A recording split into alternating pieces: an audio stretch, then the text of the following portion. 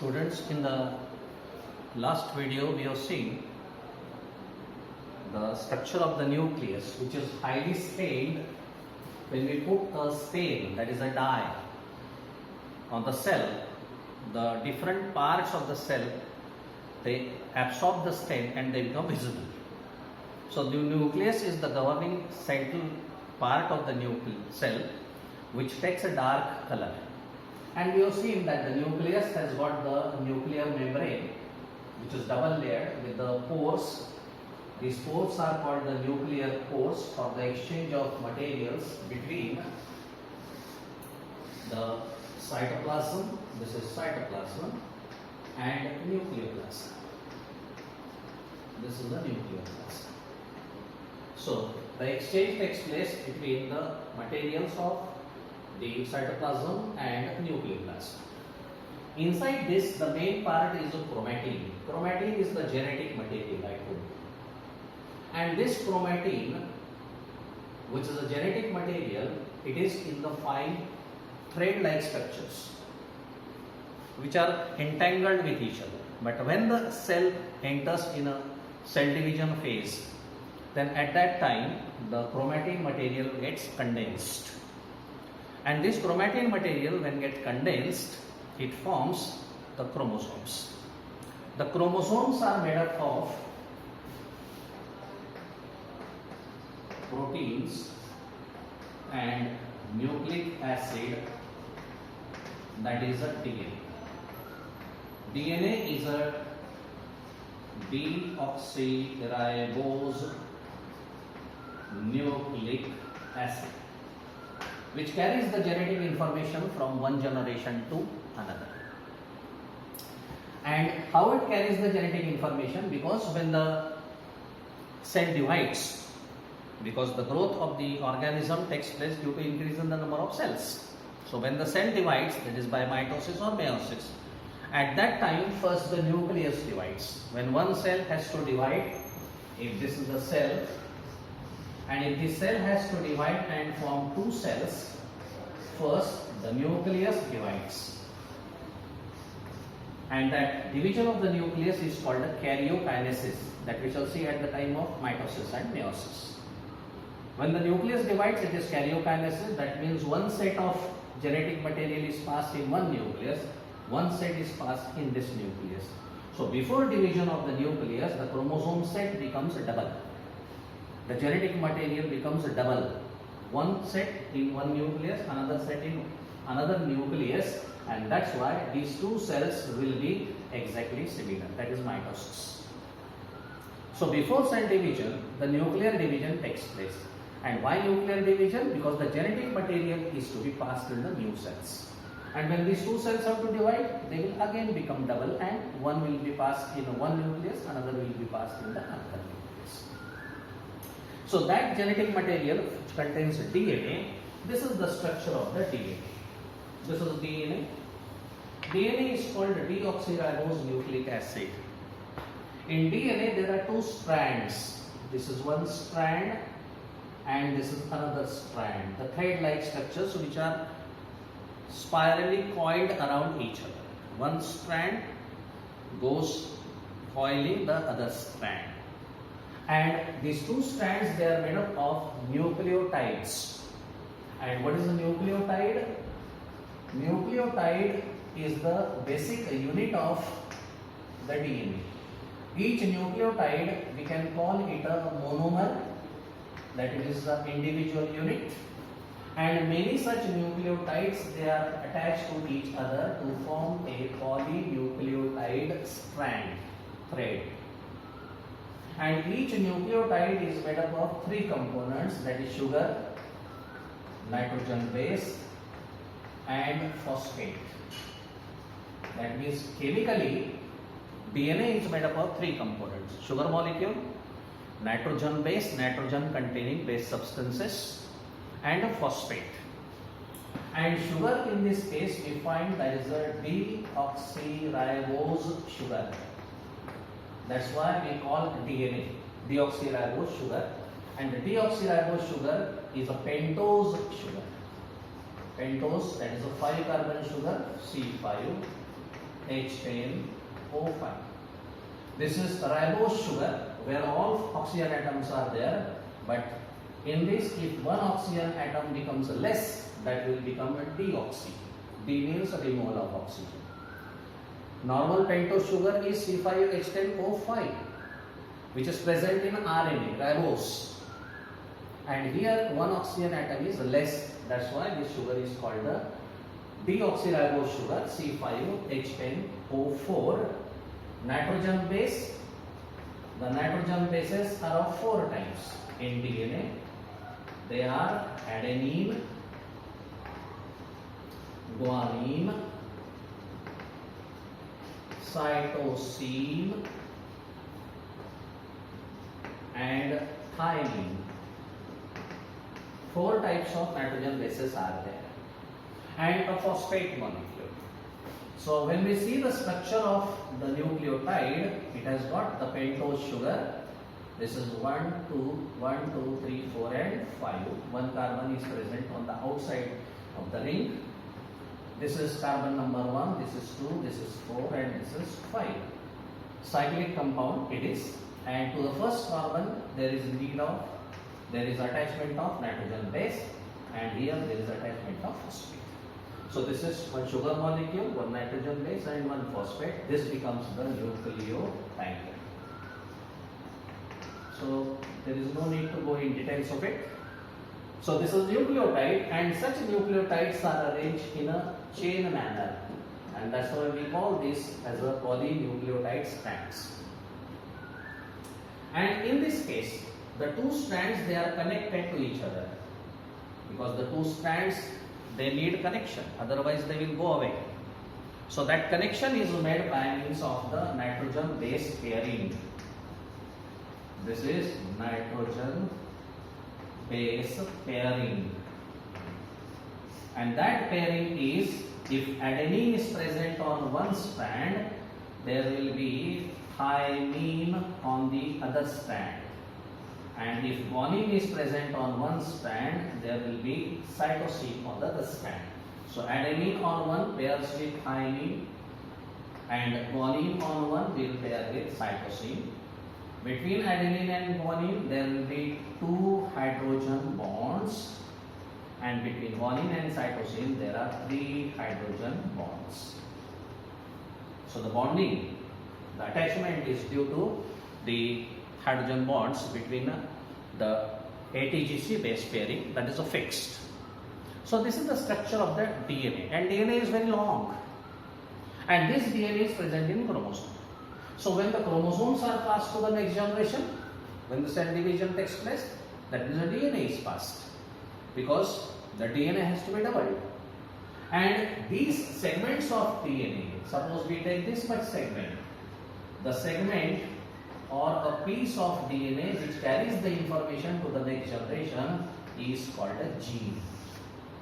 And when we say genes control the characters, that means a segment of DNA, a piece of DNA, it will control the character, and that segment, that piece of DNA is called a gene. And many such genes are present on the DNA, because DNA is very long. And these genes, they are transferred from parents to offsprings in the form of DNA. And these genes will carry the characters. Those genes which are passed from mother to the child will have the characters related with those genes which are present in mother, and that's why the child will look like mother or father if the case is so. So this is the DNA which is present in nucleus, which plays a very important role in the continuity of a life, because the genetic information is passed.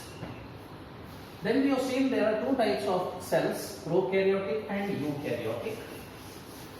In prokaryotic cell, the nucleus is not well defined. This is a prokaryotic cell. And in prokaryotic cell, the genetic material is scattered. There is no nuclear membrane, and this nucleus is called a nucleoid. It is not a nucleus, it is a nucleoid. Primitive type of nucleus, incipient nucleus without nuclear membrane and nucleus. And here, The membrane bound cell organelles are not present. In the cytoplasm, the different types of structures are there which perform different functions. So membrane bound cell organelles like membrane bound mitochondria, membrane bound chloroplast, membrane bound Golgi complex, they are not present in the prokaryotic cell. Prokaryotic cells are the primitive cells, and in primitive cells the nucleic acid is called the nucleoid, which contains the genetic information. There is no definite nuclear membrane. But if you see the eukaryotic cell, in eukaryotic cell the nuclear membrane is there around the genetic material. So genetic material gets separated from the cytoplasm because of the nuclear membrane, and this type of nucleus is called a eukaryotic nucleus, which is a true nucleus. In this case, we find in bacteria, prokaryotic cells are present in bacteria, and some bacteria, they are photosynthetic. Photosynthetic means they can prepare their own food material, and for preparation of food, there is a need of a chlorophyll. And this chlorophyll pigment, which can trap the sunlight and which can be used in the photosynthesis, that chlorophyll is present in certain structures which are scattered in the cytoplasm in case of prokaryotes. But in eukaryotes, in plants, higher plants, which are green, which are autotrophic, which can produce their own food, this chlorophyll is present in the specific structures, membrane bound structures, which are called chloroplast. In fact, it is a plastid. And this plastid, there are three types of plastids as chloroplast, chromoplast, and leucoplast. Leucoplast, white colored plastids which contain colorless pigments. Chromoplast, leucoplasts are present in roots are colorless. Chromoplast, colored plastids which contain different kinds of colors, which are present in the colored parts of the plant. And chloroplast, chlorophyll containing green colored plastids which contain chlorophyll for photosynthesis. So in eukaryotic cell there are cell organelles which contain the chloroplasts or chlorophyll, and they are called the plastids. Now when we see the structure of the cell, inside the cell there is, suppose this is the cell here, we are drawing a plant cell. This is a cell, the outermost covering we have seen, that is a cell wall. Inner to this there is a cell membrane. We will not draw the details. Cell membrane, and inside this cell membrane there is a homogeneous, watery, uniformly distributed fluid, and that fluid is called cytoplasm. Here the nucleus. Inside nucleus there is a nucleoplasm, and outside nucleus up to cell membrane there is a cytoplasm. So this is fluid, and this fluid, it is viscous, little thick, transparent, homogeneous, uniformly distributed fluid between nucleus and cell membrane. And it contains many cell organelles. Many cell organelles are suspended here. Mitochondria are there, chloroplasts are there, Golgi complex is there, endoplasmic reticulum is there, lysosomes are there, and different types of cell organelles are there which perform different functions. Mitochondria for release of energy, chloroplast for photosynthesis, ribosomes for protein synthesis. So different functions are performed by the different kinds of cell organelles, and they are all present in cytoplasm. There are present cell organelles which are membrane bound. Along with this, there are present cell inclusions. Inclusions are the non-living materials, and these inclusions are amino acids, food granules, fat globules, protein molecules, and all these enzymes, all they are present in this cytoplasm. So cytoplasm contains all the necessary cell organelles and cell inclusions. And what is the main role of it? That all metabolic activities, all activities which are needed for the cell, they are all performed in cytoplasm, because mitochondria in cytoplasm, chloroplast in cytoplasm, and so on. In case of virus, if you see the virus has no membrane. Virus is non-membrane bound structures. No membrane is there. That's why viruses cannot live independent life. And viruses, if they are to be active, they need a host. Always the viruses can be active inside the host body, because they don't have their cellular organization. No cytoplasm is there. They are made up of only two substances, protein and nucleic acid. No membrane bound structures are there, no cytoplasm, no enzymes, no metabolic activities of their own. So if the virus has to multiply, it has to enter into the host body. If it doesn't get the host, virus will die. So when the virus enters inside the body, it utilizes the host enzymatic machinery, host system for its multiplication. So viruses can be active only inside the body of the host. That's why we call the viruses as obligatory, that is compulsorily endoparasite. Then we come to the next cell organelle, that is endoplasmic reticulum. Endoplasmic reticulum means network. Endoplasmic reticulum, this is the tube-like structures. This is endoplasmic reticulum, which has got the tube-like structures which extend from nuclear membrane up to the cell membrane, and they are branched. So this is the tubular structures which extend from the nuclear membrane to cell membrane. It is just like a network.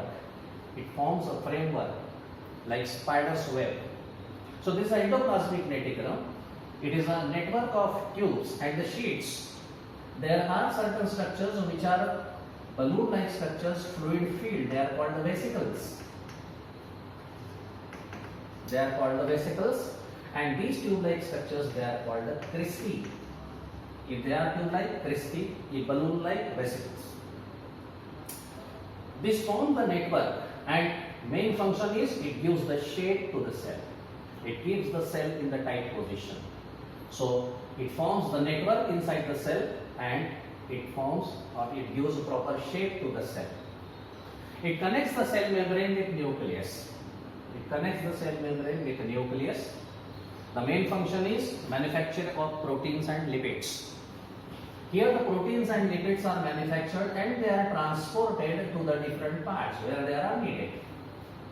So lipid and fats, they are produced here. Proteins are also produced here, and then they will be distributed. It acts as channel.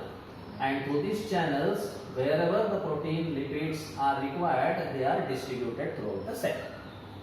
So manufacture of lipids and the fats, they build the cell membrane, because in the cell membrane formation, there is a need of lipoprotein. We have seen that the cell membrane is made up of lipid and protein.